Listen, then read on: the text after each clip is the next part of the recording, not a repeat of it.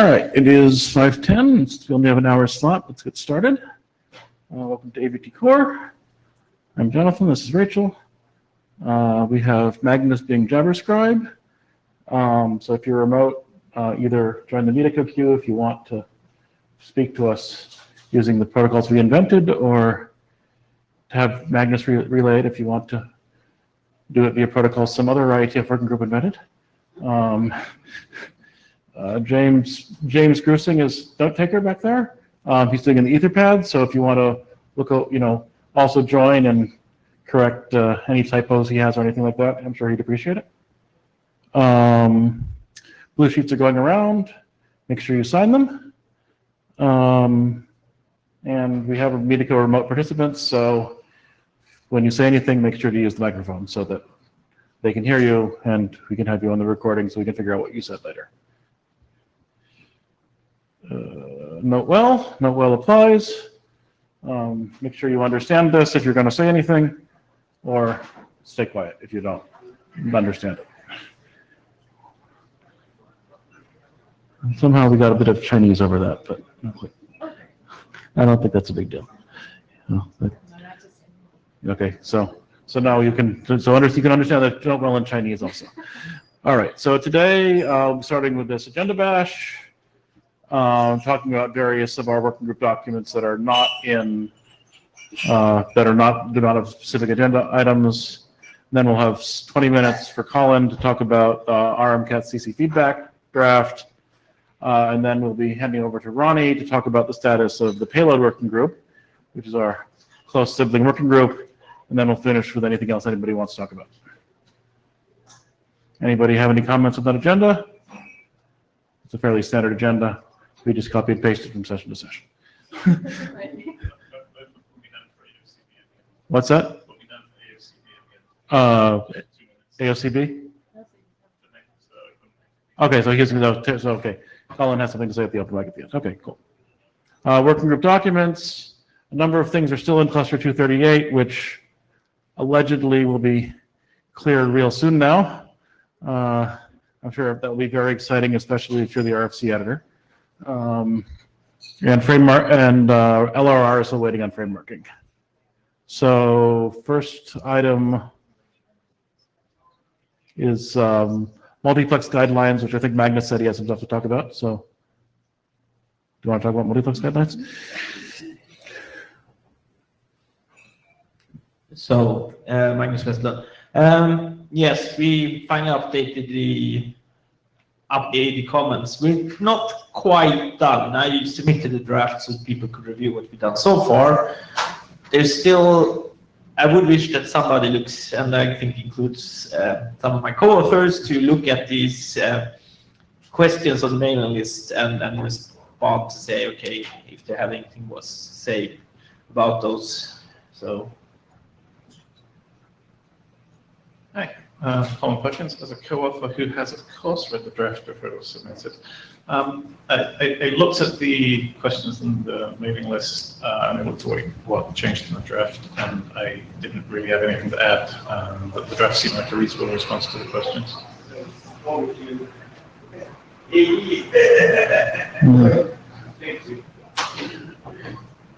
I live to serve.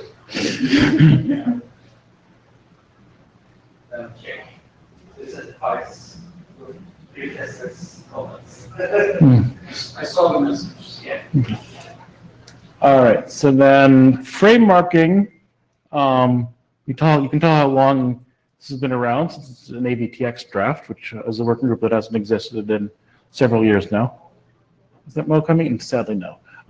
So we thought we were going to do a pub rec on it after the last IETF, and then a bunch of more comments were submitted on the draft, which I asked the authors to respond to, which they did not. So I spoke to the author yesterday, and he swore to me that he would respond to it. I will probably need to nag him a few more times, but hopefully we'll be able to clear those up relatively quickly.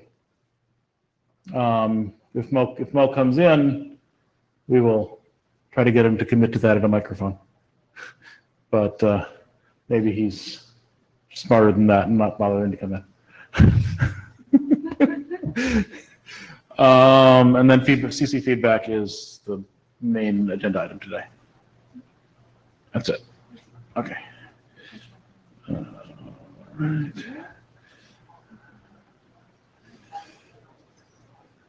Oh, there he is, Mo. Perfect timing.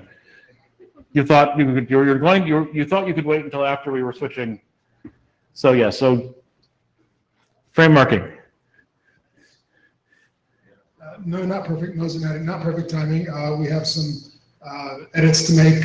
So Dale had some substantive comments that I think need some edits. Okay. A lot of them, a lot of the comments, I think we can clarify and explain. But there's going to be a few that probably need an update to the draft to have clarifying text in it.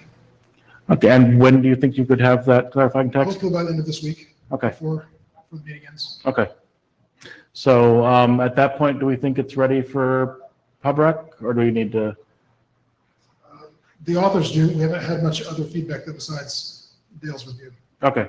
I mean, basically, I consider that to be part of working group last call. So I think I don't think there's anything that would require a second working group last call or anything, as far as I know. There's been no major technical changes, right? No, and there won't be any technical changes as a result of this kind of, it's mostly just clarifying text. Okay.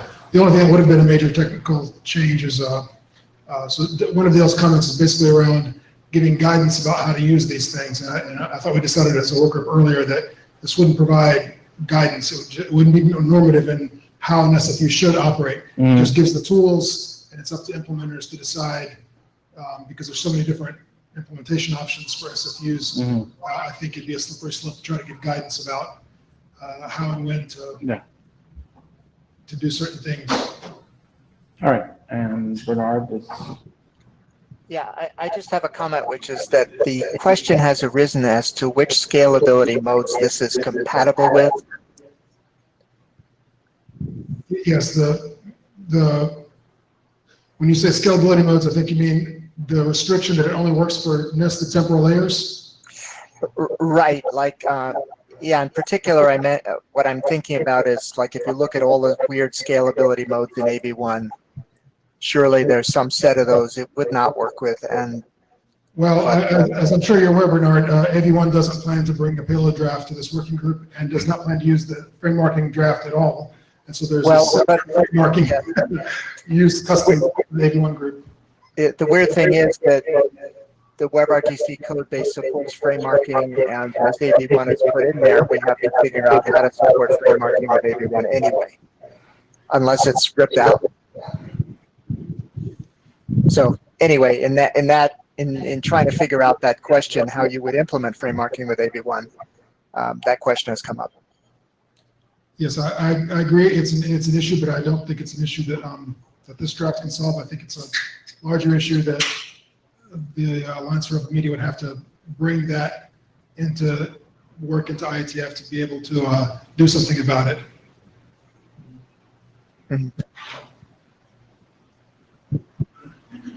Ron, more, don't go away. I heard that there's not going to be any RTP payload for AV1 because Colin asked me about RTP payload for AV1, so I'm not. It's complicated. So Moser, there's no one has been working towards a public draft in IETF on AV1 yet. To my knowledge, no one is working on it, so unless someone in the room knows otherwise. You guys decided not to do it there, but to do it in your cert. Well, don't say you guys. Some guys decided not. Some guys look for it, yeah. That's an open question too about how would you register or make an INA registration for some external. Yeah, what I'll say though is the same questions arise for BP9 even, because the same modes are now supported in BP9. So even if we keep AV1 out of scope, there's still a question about the implications of negotiating it for BP9. Yeah, I mean, most payloads already supported non-temporally nested temporal layers. So I think they're just the the thing in what frame marking says is if you're encoding in a way that's not compatible with this spec, don't put frame markings on it. So basically, the real restriction is that in order to be able to understand what's coming in the stream, an SFU would need a lot more elaborate information than frame marking provides, and maybe even more than could reasonably be signaled if the scalability structures are unconstrained. It would not, you basically have to have a full dependency tree of all of the prior frames up until the last iframe, which is unreasonable to signal. Yeah. So without constraining scalability format, without having some fixed scalability layer information, it becomes very difficult to have something useful. I feel like what frame marking just needs to say is this is not capable of expressing every scalability mode that the codecs support. Therefore, if you're encoding a mode that this doesn't support, you must not put frame marking on it. Then maybe that's should be. I might already say that, but we can make sure it does. Okay. Yes, the draft releases. I think the question from Bernard was, is that okay? Is that too much of a constraint for real implementations? Well, no, I'm not asking that question because I'm just asking if you can make enough of a statement in the document so at least it's clear what modes would be supported and not. We can figure out what the implications of that are. There are probably lots of situations where the supported modes will be sufficient for a particular application, and then they can turn on frame marking and use it to their heart's content. Yeah. Okay. All right. You done, Bernard? Yeah. I'll dismiss you. All right. So I think that's it for frame marking, and let's get to CC feedback. All right. Did you have the tab up? No, I guess no. We didn't do that. All right. So Tuesday, yes. Tuesday afternoon, 3. There we are. And there, and there we are. You can open a new tab. You can, yeah, I think so, but we didn't. Hold on, let's see. I think we want to do that. There we are. These buttons. Will that work? Oh, it even works. Amazing. All right.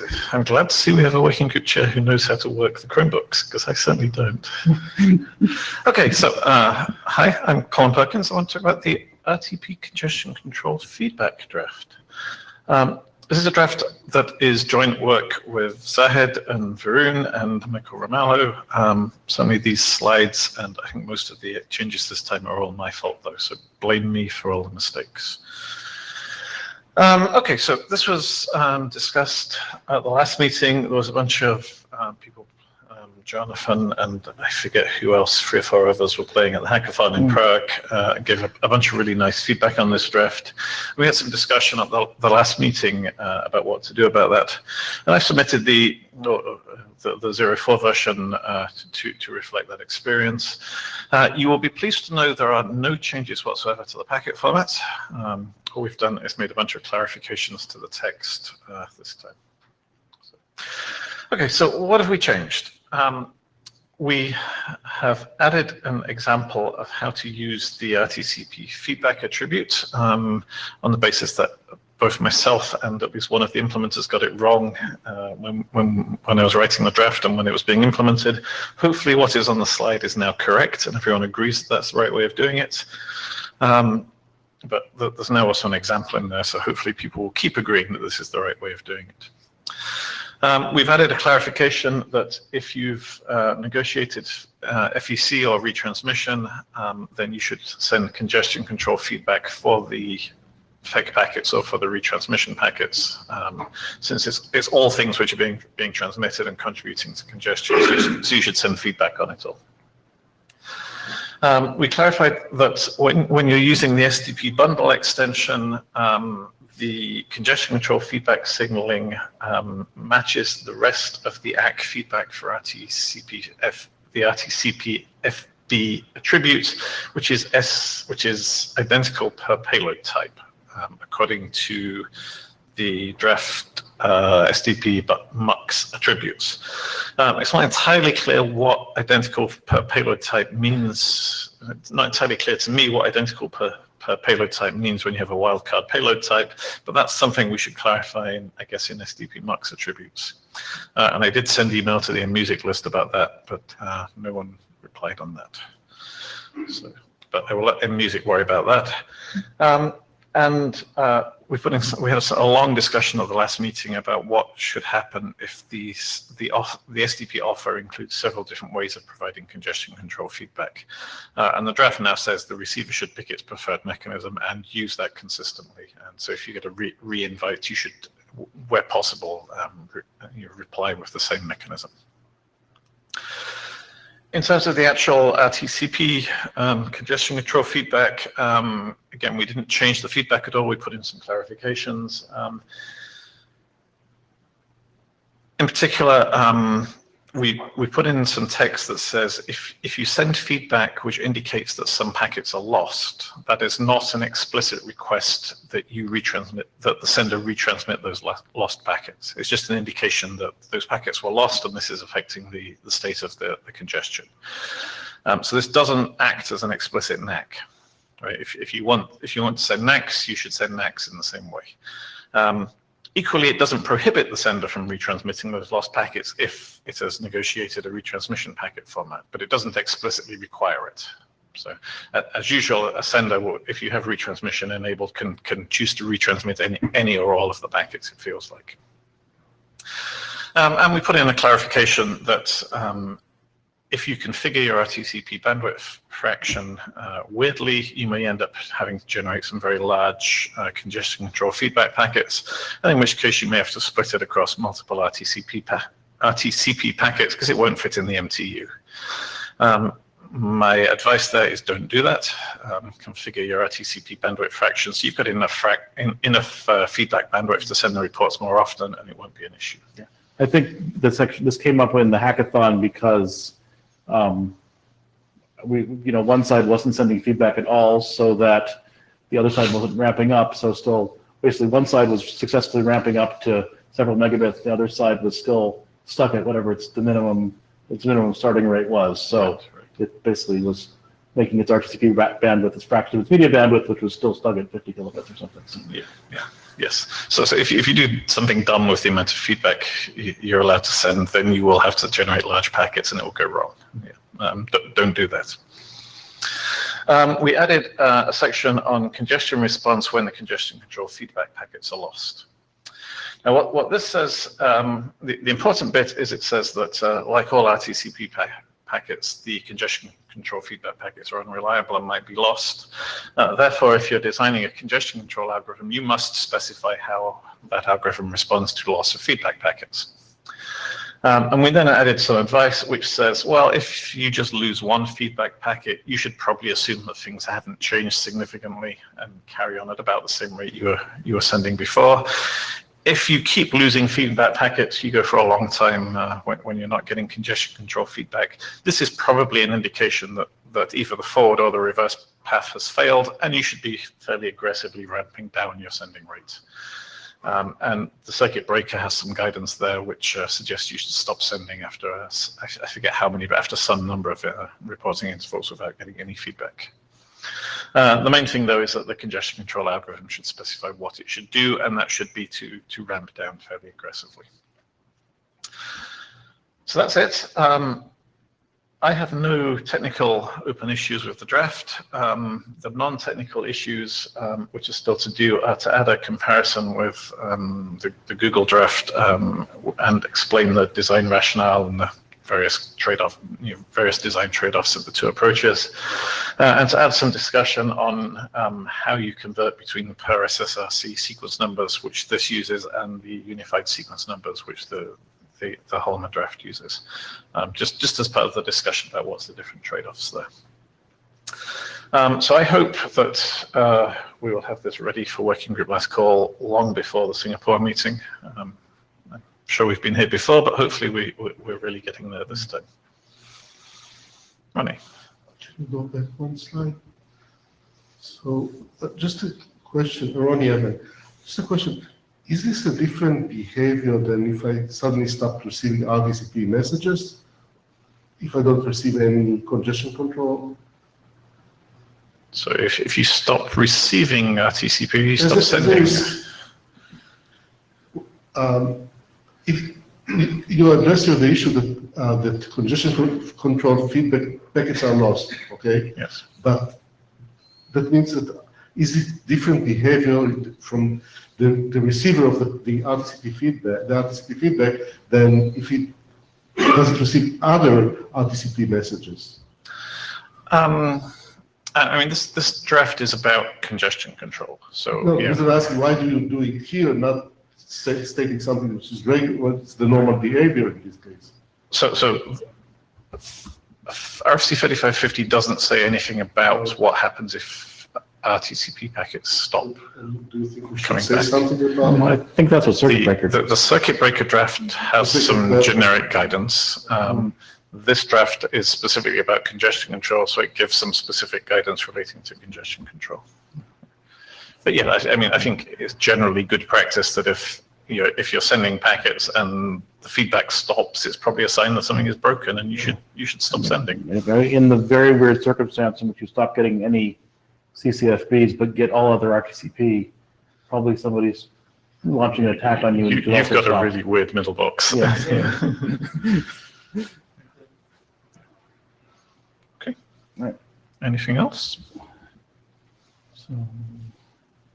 So you expect to have that draft out sometime later this summer? I hope to have the draft out over the summer. Yeah. So basically before your semester wraps up. Yeah, before the students get back is my plan. That sounds like an excellent plan.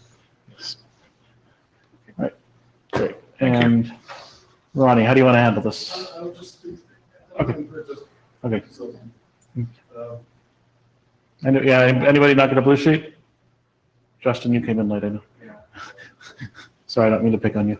Mel came in late too, but and what? No, there's two. There's two going around. So there's one. The other one's up here. So Justin has the only one that's convenient to anybody right now.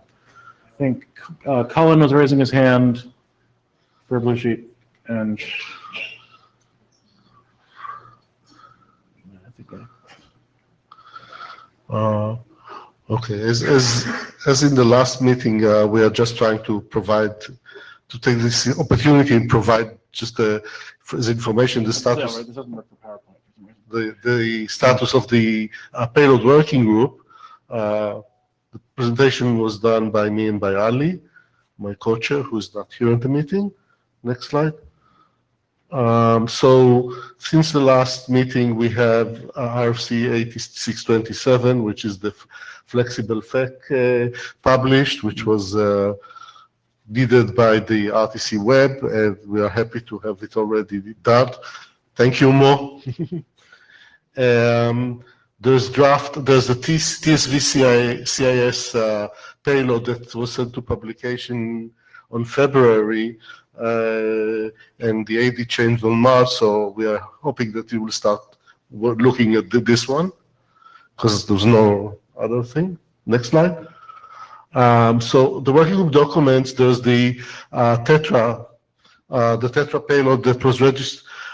This one was strange because it was registered, the payload was registered by a group from ETSI in the middle of our development cycle. The author claims on May 19 that May this year, that they want to proceed, but they never did any update on the document, so I need to ask it again because it's expiring. The JPEG XS, there were comments on the list, and the author will submit a new revision based on the conclusion. That was last messages were from last month. The TTML, this one, the media subtype was registered by W3C, and this document specified the RTP payload for TTML. We had a working group last call, which ended on July 18, but there were no reviews. In the past, before that, the W3C reviewed the document before the working group last call, and they were okay with the text. I'll ask them again, at least to send a message saying that that's okay for them to continue. If anyone would like to review it, it will be helpful. The only working document that's still open, VP9. So speaking as an author of that, I meant to do a refresh of the document after the last one, but I didn't. But I did talk to Justin earlier this week, and basically he asked me to turn the various to-dos in the document into actually open issues in the GitHub repo, which I have now done. And he says he'll convince the other co-authors who I believe work for him to do something on that. As I was doing that, I realized there was one actual technical open issue, which is that the way we have SLI defined doesn't actually work with the spatial scalability. It may be that nobody cares about SLI. I believe that it's not widely, I don't believe it's implemented in any of the WebRTC stacks, for instance. So the answer might be to say not supported. I don't know if anybody has, if nobody cares about SLI, that's probably the easiest thing to do, because it's obviously, it's a lot easier to add it later if somebody says, oh no, I need it after all, than to try to fix a broken definition. Does anybody have any opinions? Anybody ever use SLI? Throw it out. Yeah. Stefan Wenger, I don't care anymore. Throw it out. First of all, I can. Okay. Yeah, it sounds. I used to care. Okay. So any timeline or something? On throwing out SLI, and I believe there was another minor change to the draft, which one of my co-authors checked into GitHub, but which I saw. I can rev that this week. The other ones, it depends on how quickly Justin can whip the other authors. Justin, you ready, Google? I think a few folks are on vacation right now, or co-authors, but I think the right time frame would be before 106. Okay. I think Before 106. yeah, we all want to get this off our plates. So. Yeah. All right. And given that it's been shipping in Chrome for like 3 years now, we probably ought to have a respect for it. Right. Okay. Is there an official sort of GitHub repo for Avtcore or organization? This would be payload, but I don't think We so. don't have We don't have one yet. No, so we don't it can have stay in as an author. Because everyone is doing their own stuff. Yeah. I mean, it's like every document comes from a different group of people. I mean, it's not like there's some regular people who are working on payload. You come, you do the payload, and you go away from that. Okay, just to say that there are no individual drafted waiting to become for new payloads. So this is all the work that we currently have at the moment. Any questions, comments? Okay. If not, well, we've managed to finish in half an hour, so go us. Except that I believe that Colin had some other business. I did. Hi, Colin Perkins. I wanted to finish the meeting with a bit of news. Oh. And good news, Oh. you'll be pleased to know. I'm sure many of the people in this room, if not all, will remember that this group was originally chaired by Steve Kasner. Mhm. And the group was founded, if I have checked my notes correctly, at the 22nd IETF in Santa Fe in 1991. And Steve stepped down in IETF 57 back in 2003, which I think was Magnus took over as co-chair. Yes. You will be pleased to hear that Steve Kasner and Eve Schuler, who founded the Music Working Group, will be awarded the IEEE Internet Award in 2020 for distinguished leadership in developing standards for Internet multimedia and formative contributions to the design of Internet multimedia protocols, including RTP and this working group. So some very good news. All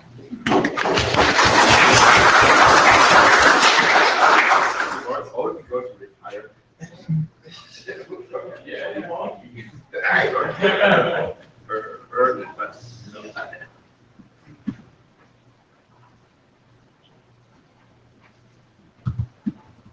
All right, so I believe that's it. So thank you, everybody. We will, enjoy the social and/or whatever antisocial you're doing, and see you all around this week and in Singapore.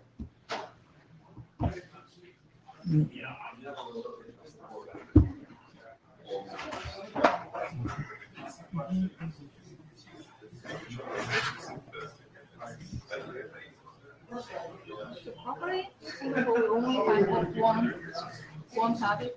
I'm not sure the judging control feedback will be finished. Yeah, I don't know either, but yeah. Mhm.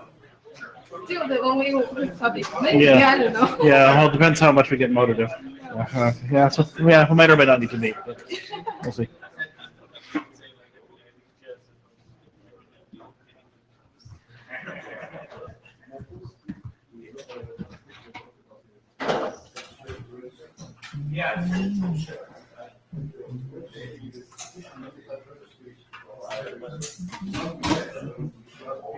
So what exercise do you know?